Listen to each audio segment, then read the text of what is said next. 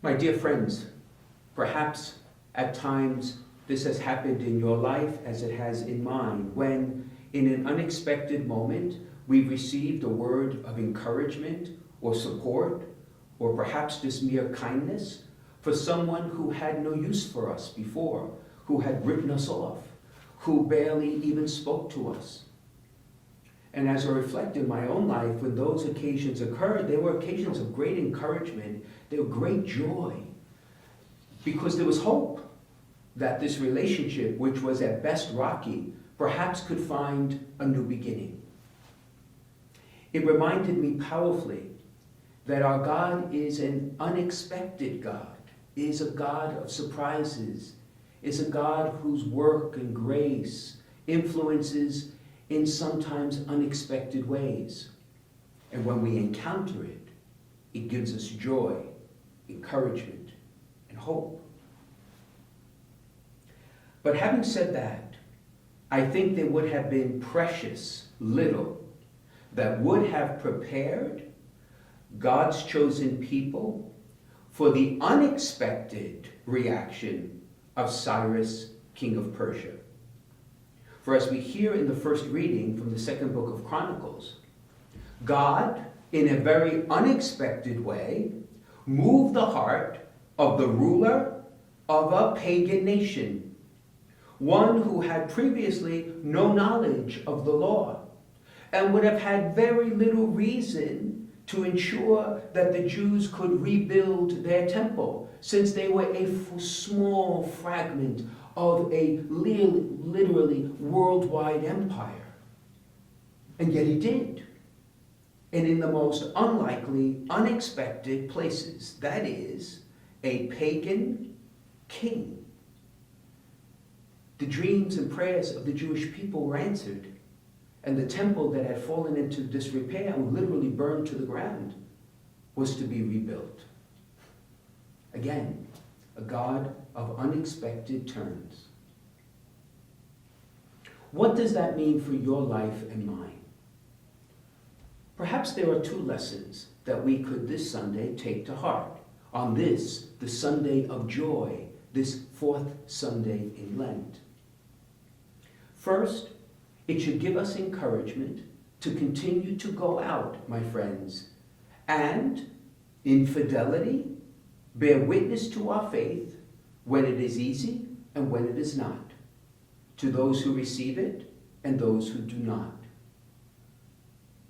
We hear in the gospel that God so loved the world, he sent his only Son so that all who will believe in him may have eternal life. So you and I speak of being missionary disciples, and our tendency is always to constrict that mission to the comfortable, to the familiar, or I dare say, to those areas where we know we will get a response. We'll get affirmation. We'll see the fruit of our work. And if Cyrus does nothing, it challenges the Jewish people in his age and you and I to go beyond the comfortable and to lay the seeds of faith anywhere and everywhere we go. For we do not know how God moves the human heart. We do not know how the seeds of our witness, our charity, our fidelity, our mercy, we do not know how those seeds will be planted in the hearts of those around us and when they may bear fruit. And perhaps the second lesson builds on that, on the first. And that is, we should not be discouraged when we do not initially see the fruits of our labor. Allow me to ask you a question. For those of us who take missionary discipleship seriously, and please God we all do, how do you measure success?